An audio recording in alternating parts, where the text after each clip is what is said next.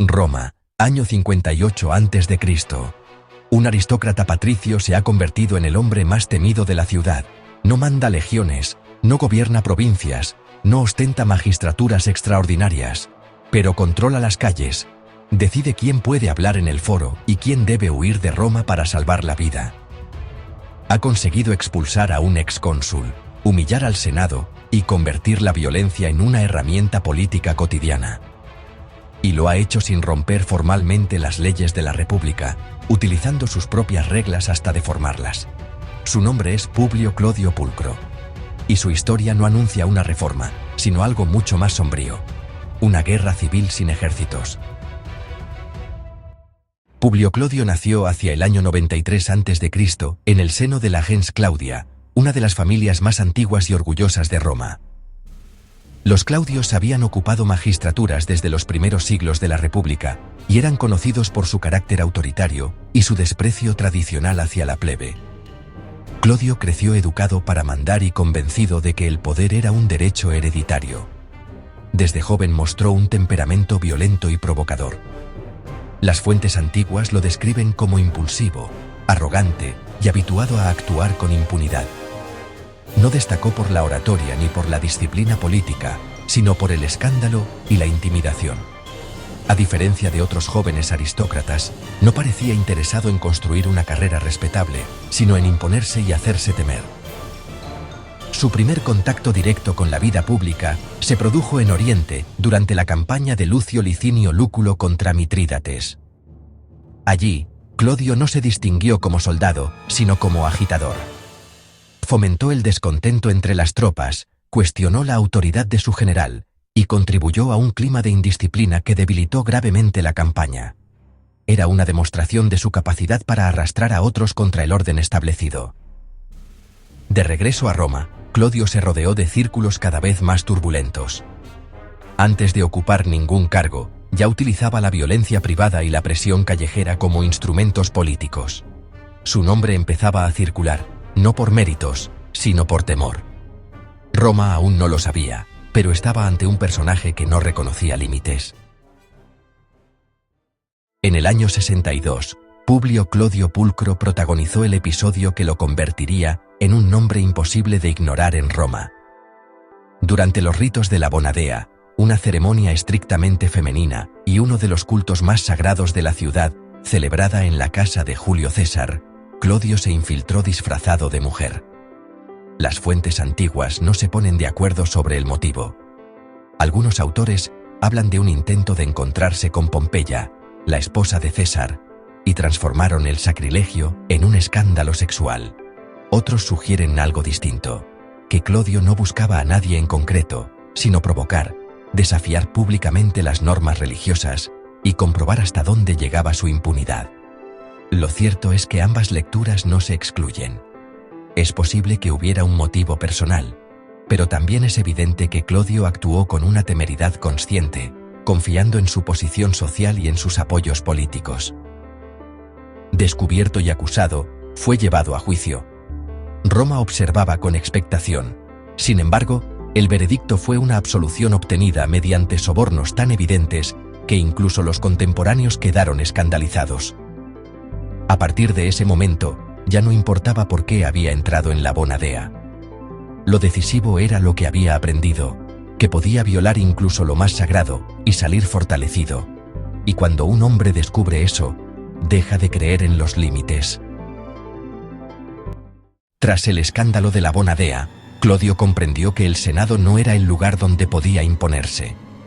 El verdadero poder estaba en el tribunado de la plebe, una magistratura concebida para proteger a los humildes, pero legalmente cerrada a los patricios.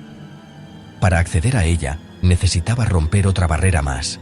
La solución fue una adopción política. Clodio pasó a ser legalmente plebeyo, al ser adoptado por Publio Fontello, un hombre sin peso real, más joven que él, y perteneciente a una familia muy por debajo del rango de los Claudios.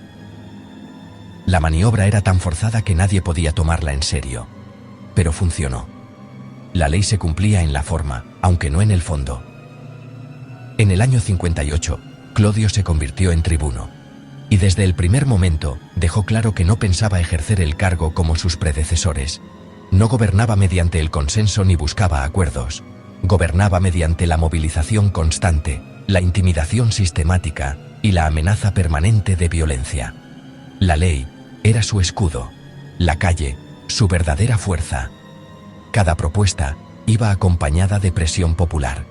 Cada oposición era silenciada por el miedo.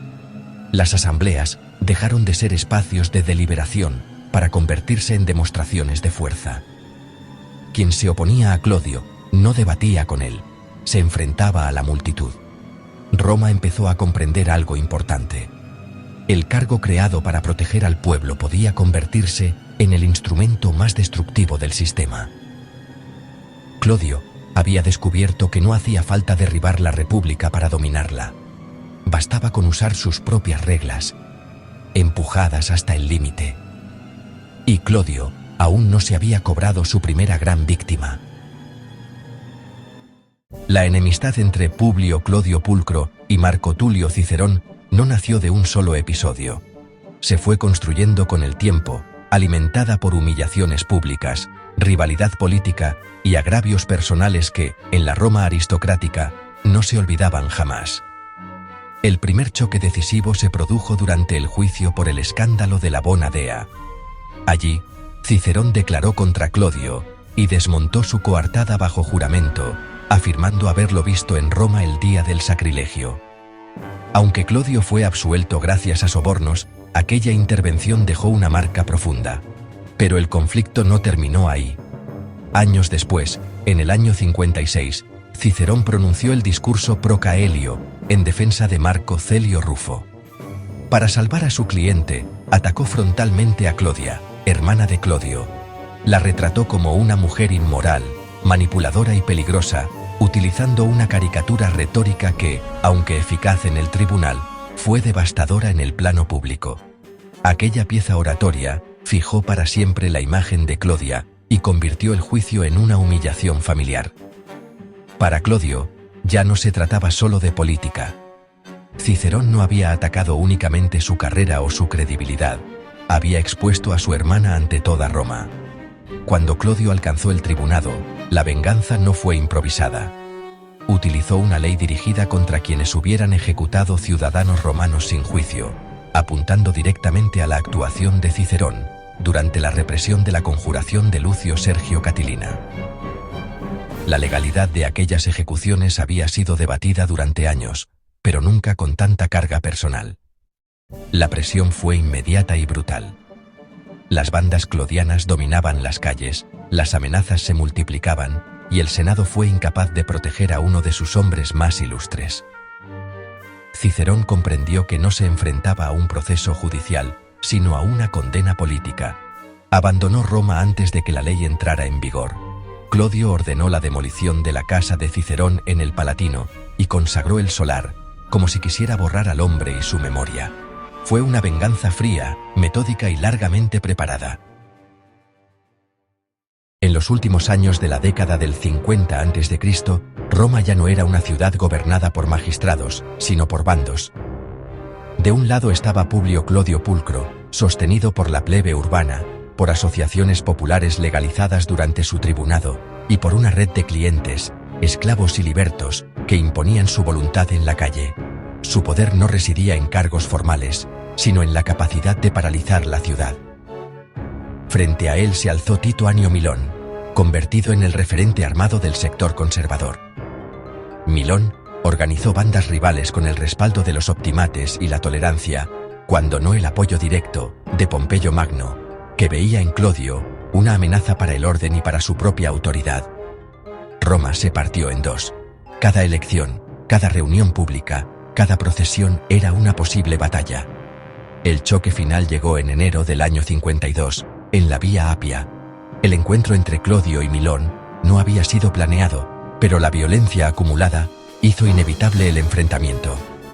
Tras una pelea entre escoltas, Clodio resultó herido y fue llevado a una posada cercana. Allí, indefenso, fue asesinado. No hubo juicio ni ceremonia, solo el silencio de un cuerpo abandonado al borde del camino. Cuando su cadáver fue trasladado a Roma, la ciudad estalló. El funeral se convirtió en un acto político masivo. El cuerpo de Clodio fue expuesto ante la multitud, y los discursos inflamaron aún más a sus seguidores. La multitud tomó el cadáver y lo llevó a la Curia Hostilia. Allí, en un gesto cargado de simbolismo, utilizó bancos, muebles y documentos del propio Senado como pira funeraria. El edificio ardió. El fuego consumió no solo la curia, sino también cualquier apariencia de orden institucional. Y cuando el humo se disipó, nadie pudo fingir que nada había cambiado. Publio Clodio Pulcro no fue un reformador ni un mártir. Fue un aristócrata que aprendió a usar al pueblo como arma y la violencia como método político. Tras su muerte, el Senado otorgó poderes extraordinarios a Pompeyo para restaurar el orden, aceptando implícitamente que las instituciones normales ya no bastaban. Roma ganó estabilidad por un momento, pero perdió algo más profundo: la convicción de que podía gobernarse sin concentrar el poder en un solo hombre. La excepción se convirtió en solución, y la República dio otro paso hacia su vaciamiento. ¿Crees que Clodio fue un síntoma o una causa del fin de la República? Déjalo en los comentarios y suscríbete para más historias donde Roma empieza a romperse desde dentro.